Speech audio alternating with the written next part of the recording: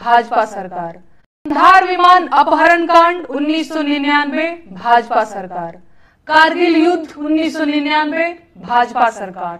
संसद पर आतंकी हमला 2001, भाजपा सरकार। अक्षरधाम मंदिर पर आतंकी हमला 2002, भाजपा सरकार। अमरनाथ यात्रियों पर आतंकी हमला 2002 और 2017, दोनों बार भाजपा सरकार।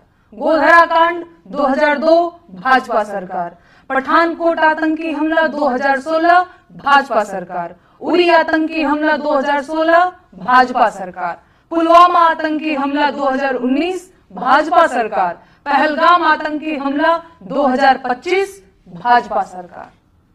देश में अब तक के सारे बड़े आतंकी हमले भाजपा की सरकार में हुए हैं और भाजपा की सरकार आते ही देश और देशवासी सभी खतरे में आ जाते हैं।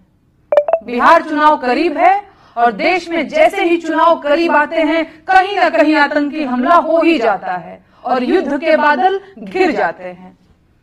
पहलगाम हमले के बाद से ही सरकारी कवियों ने पाकिस्तान के खिलाफ मोर्चा खोल दिया है और वीर रस की कविताएं पढ़ना शुरू कर चुके हैं। अब इन्हें पाकिस्तानियों के कटे हुए सिर चाहिए। ठीक है, तो कौन जाएगा पाकिस्तानियों के सिर काटने?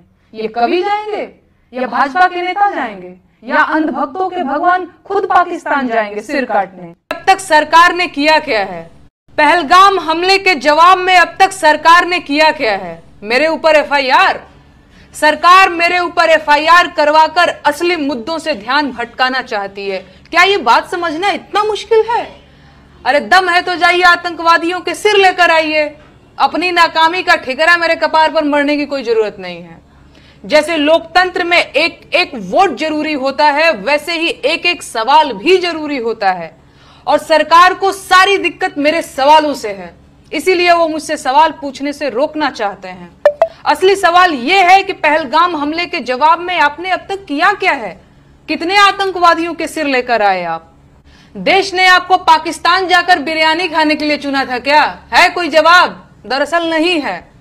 बस हर सवाल के जवाब में नोटिस भेज दो, एफआईआर करवा दो, गालियां दिलवा दो, नौकरी छीन लो, अपमानित कर दो, डरा दो। इसे आप राजनीति कहते हैं? अगर ये राजनीति है तो फिर तानाशाही क्या है? मैं इस देश की जनता से पूछना चाहती हूं, क्या यही पाने के लिए आपने वोट दिया था कि सवाल पूछने पर आपको देशद्रोही और गद्दार कह दिया जाए? भाजपा देश नहीं है, प्रधानमंत्री भगवान नहीं है। लोकतंत्र में आलोचना तो होगी, सवाल भी पूछे जाएंगे। मेरे सवालों से इतनी दिक्कत है तो सत्ता छोड़कर विपक्ष में आ जाइए, सवाल नहीं पूछूंगी तब।